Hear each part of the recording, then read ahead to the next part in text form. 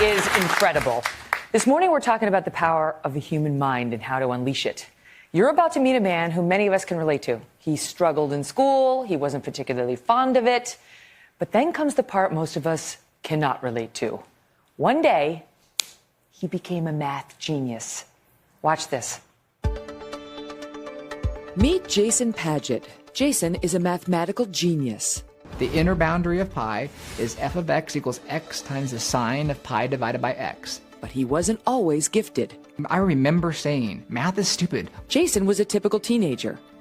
Going out with my buddies on the weekends, chasing girls, going to parties. Then, on a regular night out with friends, on Friday the 13th, December of 2002, Jason was attacked.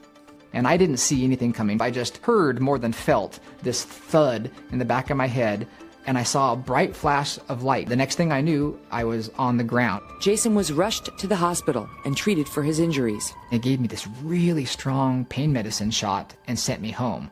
And I remember on the way home thinking how bizarre everything looked. When Jason awoke the next morning, his vision was more than blurry.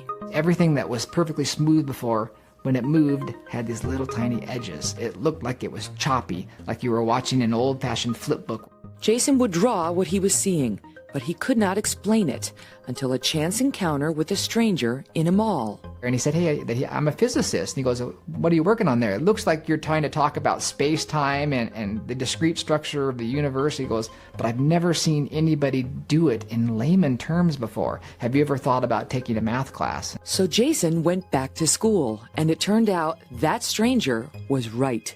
Jason was seeing complex mathematical objects everywhere.